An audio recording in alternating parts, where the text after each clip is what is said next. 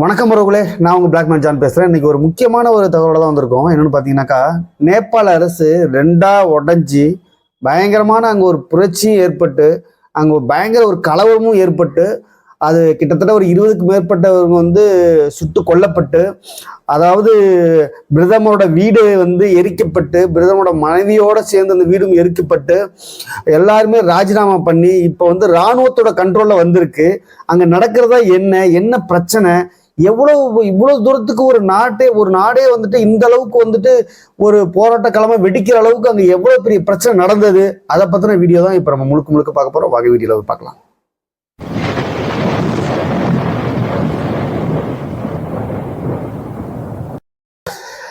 நேபாள அரசு உங்களுக்கே தெரியும். நேபாளில் ஆல்ரெடி ஒரு வாரமாகவே பயங்கர ஒரு பிரச்சனை நடந்துகிட்டு இருந்துச்சு. அதை பற்றின ஒரு காணொலிகள்லாம் நிறைய பார்த்துருப்பீங்க.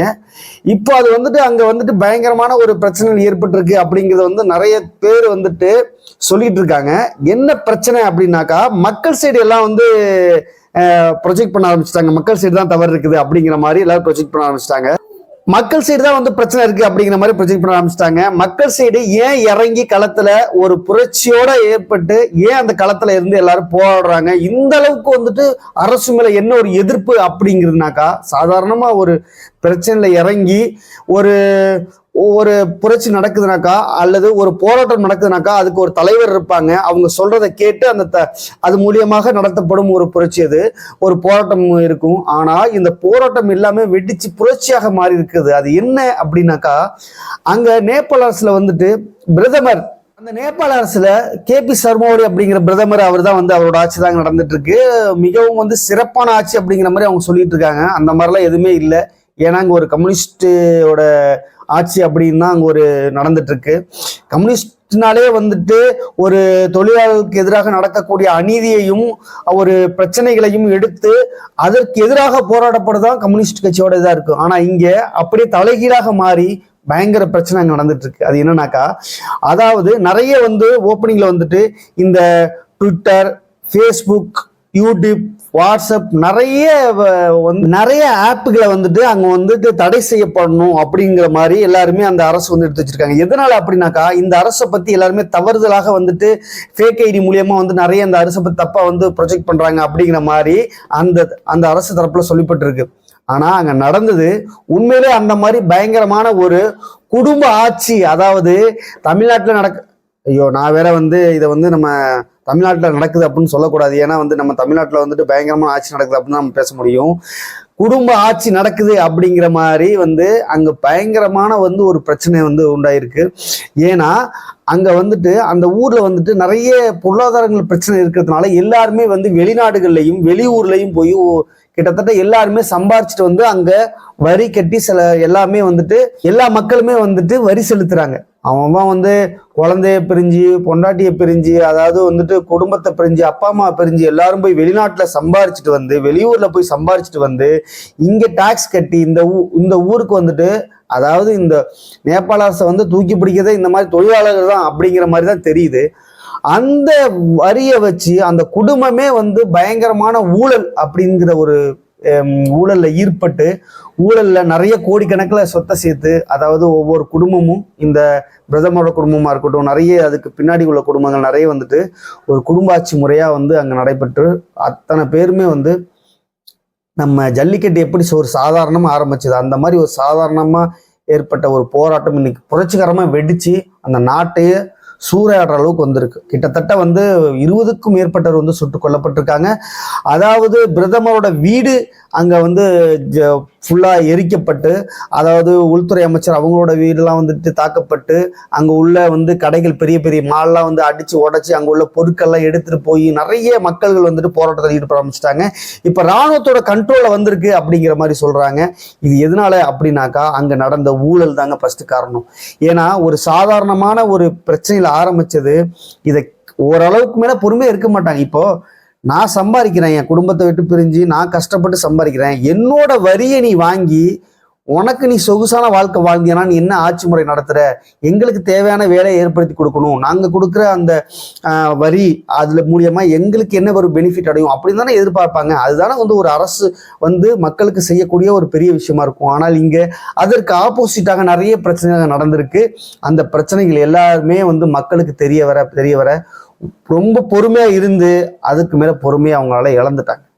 ஆனா அவங்க கையில எடுத்துக்கொண்ட அந்த முறை வந்து தவறான முறை. என்னன்னாக்கா, அதாவது நம்ம போராட்டம் பண்ண பார்த்தீங்களா ஜல்லிக்கட்டுக்கு, அந்த ஜல்லிக்கட்டுக்கு போராட்டம் பண்ணது வந்து நம்ம வந்து பொறுமையா அமைதியா அதுக்கு எதிராக வந்துட்டு போராட்டம் பண்ணி அந்த இதுக்கு அந்த தடை செய்யப்பட்ட விஷயங்களை வந்து நம்ம போராட்டத்து மூலியமா வந்து மீட்டெடுத்தோம். அதே மாதிரிதான் கலவரம் அப்படின்ற ஒரு இதை வந்து அவங்க கையில் எடுத்திருக்காங்க. அது தவறான ஒரு செயலாவே இருந்தாலும் வந்து மக்கள் அவங்களோட ஆதங்கத்தை வெளிப்படுத்த முடியாம அந்த கோபத்துல வந்து நிறைய வந்து பண்ணிட்டு இருக்காங்க. அது வந்து நிறைய பேர் வந்து அந்த பிரதமர் வந்து ஃபர்ஸ்ட் பிரதமர் வந்துட்டு ராஜினாமா பண்ணியிருக்காரு, அதுக்கப்புறம் வந்து குடியரசுத் தலைவர் ராஜினாமா பண்ணியிருக்காரு, அதுக்கப்புறம் உள்துறை அமைச்சர் அவங்க வந்து ராஜினாமா பண்ணியிருக்காங்க. இப்படின்னு எல்லாருமே கிட்டத்தட்ட வந்து அந்த அரசுக்கு வந்து என்ன பண்றதுன்னு தெரியாம எல்லாருமே இப்போ வந்துட்டு இலங்கையில ஏற்பட்டது பார்த்தீங்களா, அதே மாதிரிதான் இப்போ இந்த நேபாளிலும் ஏற்பட்டு பயங்கர பிரச்சனையாகி இப்போ எல்லாரும் ஒவ்வொருத்தரும் இந்த மக்கள் எல்லாருமே வந்துட்டு அவங்க என்ன பண்றதுன்னு தெரியாம ஒவ்வொருத்தருமா அந்த வாழ்வாதாரம் எல்லாமே கொஞ்சம் கொஞ்சமா இழப்பட்டு அவங்க எல்லாமே வாழ்வாதாரத்தை இழந்து நிறைய மக்கள் எல்லாருமே வந்து போராட்டத்தை ஈடுபட்டிருக்காங்க. ஏன்னா ஒரு போராட்டம் அப்படிங்கிறத வந்து ஒரு ஒரு தனிப்பட்ட முறையில ஒருத்தவங்க வந்து தலைவனா இருந்து அது போராட்டம் நடத்தினாக்கா அது வந்து அமைதி காக்கப்படும், கண்ட்ரோல் கொண்டு வரப்படும். அவங்க சொல்றதை கேட்டு அந்த தலைவன் சொல்றதை கேட்டு இந்த போராட்டக்காரர்கள் வந்து எல்லாமே பண்ணுவாங்க. ஆனா இங்க வந்து தலைவன் எதுவுமே கிடையாது, மக்கள் எல்லாருமே வந்து போராட்டத்துல இறங்கிட்டாங்க பயங்கரமா. ஆனா எல்லாருமே இதை வந்து எப்படி ப்ரொஜெக்ட் பண்றாங்கனாக்கா, அந்த இந்த யூடியூப்பு இந்த ஃபேஸ்புக்கு இந்த தளத்தெல்லாம் வந்துட்டு முடக்கினதுனாலதான் வந்து மக்கள் வந்து போராட்டம் பண்ணிட்டு இருக்காங்க. அது ரீசன் கிடையாது. இது இவங்களா வந்து சொல்லக்கூடிய ஒரு தவறுதலான இது. அவங்க வந்து முக்கியமா அந்த புரட்சியில வந்து இந்த போராட்டத்தில் ஈடுபட்டதுக்கு காரணமே வந்து அங்க நடந்த ஊழல், லஞ்சம், அதாவது ஒரே குடும்ப ஆட்சி அரசியல். இதே மாதிரி தமிழ்நாட்டில் ஒரு நாள் வருமா அப்படிங்கிறத மாதிரி இந்த கமெண்ட்ல வந்து நான் சொல்லலப்பா, கமெண்ட் செக்ஷன்ல சொல்லியிருக்காங்க. இந்த மாதிரி தமிழ்நாட்டில் எப்பப்பா வரும் அப்படின்னு சொல்லிட்டு எல்லாரும் கேட்க ஆரம்பிச்சுட்டாங்க. கிட்டத்தட்ட 5 கோடி மக்கள் 6 கோடி மக்கள் வாழக்கூடிய அந்த நேபாளில் வந்துட்டு இவ்வளோ கிட்டத்தட்ட ஒரு 30-40 லட்சத்துக்கு மேல வந்து ஒரு அந்த போராட்டக்காரர்கள் களமிறங்கினதுனால என்ன பண்ணுன்னு தெரியாம அந்த ஆட்சியே வந்துட்டு இப்போ கவிழ்ந்து போய் 2ஆக உடைந்து பயங்கரமாக அங்கே ஒரு பெரிய பிரச்சனை நடந்துட்டு இருக்கு. இது என்ன ஒரு பிரச்சனையை தீர்வு காண முடியும் அப்படின்னாக்கா, எல்லாருமே வந்துட்டு பிரதமரை வந்துட்டு எங்க முன்னாடி வந்து நின்று பேசணும், அந்த பிரச்சனைகளை அவங்க என்னன்னு கேட்கணும் அப்படிங்கிறது வந்து அவர் தப்பிச்சு போயிட்டார் இந்த நாட்டை விட்டு, ஓடிட்டார் இந்த நாட்டை விட்டு. ஒரு தலைவன் ஒரு நாட்டுக்கு எப்படி இருக்கணும், ஒரு தலைவன் ஒரு நாட்டுக்கு எப்படி இருக்கணும்னாக்கா, அவரை பார்த்து நம்ம வந்து இப்படிதான் ஒரு தலைவன் இருக்காங்க அப்படிங்கிற மாதிரி தான் தெரியணும். ஆனா இங்க ஒரு பிரச்சனை ஆனோடனே நாட்டை விட்டு ஓடுறது, இதெல்லாம் வந்து எவ்வளவு பெரிய ஒரு அசிங்கமான செயலா இருக்கு பார்த்தீங்களா இல்லையா? அதனாலதான் இவ்வளவு மக்கள் எல்லாருமே இறங்கி போராட ஆரம்பிச்சிருக்காங்க. இன்னும் எவ்வளவு பெரிய பிரச்சனைகள்லாம் வரும், இதை வந்து எப்படி கையில் எடுத்து இராணுவம் கையில் எடுத்திருக்கு. இதுக்கப்புறம் வந்துட்டு அந்த யார் மேல வந்து அந்த பிரதமரை பதவி ஏற்கணும், அந்த அந்த நேபாள அரசு வந்து யாரை வந்து அதற்கு முக்கியத்துவம் கொடுக்குறாங்க அப்படின்னாக்கா, ஒரு ரேப் சிங்கர் தான் அவர் வந்துட்டு. அந்த சிங்கர் வந்து அங்கே நடக்கக்கூடிய பிரச்சனைகள் எல்லாமே வந்துட்டு தன்னோட இணையதளத்துல வந்து சொல்லிட்டே வந்திருக்காரு. அந்த அந்த இணையதளத்துல சொல்லதான் மக்கள் அரசு வந்து அவருக்கு எதிராக நிறைய பிரச்சனைகளை கொடுக்க ஆரம்பிச்சது. இப்ப அவர் மேலதான் வந்துட்டு எல்லாருமே வந்து இவர் தான் வந்து பொறுப்பேற்கணும் அப்படிங்கிற மாதிரி சொல்லியிருக்காங்க. அதை வந்துட்டு இப்போ நிறைய மக்கள் ஏத்துக்காம இருந்தாலும் இப்போ அங்க நேபாளில் வந்துட்டு பயங்கரமான ஒரு பதட்டத்தோட நிலைமையில தான் இருக்குது. பாருங்க, ஒரு சின்ன ஊழல்னால ஒரு குடும்ப அரசியல், குடும்ப ஆட்சி பண்றதுனால எவ்வளவு பெரிய பிரச்சனைகள் அங்க உண்டாயிருக்குன்னு மட்டும் பாருங்க. இதற்கு அடுத்தது இதே மாதிரி பிரச்சனை தமிழ்நாட்டில் வருமா அப்படின்றது நம்மளுக்கு தெரியல, பொறுத்து தான் பார்க்கணும். இந்த 2026 எலெக்ஷன்ல முடிவாயிடும். இந்த மக்கள்லாம் நம்மளை திருந்திருக்காங்களா இல்லை இதே மாதிரி தான் போயிட்டு இருப்பாங்களா அப்படிங்கிறத வந்து நம்ம பொறுத்து தான் கண்டிப்பாக பார்க்கணும்.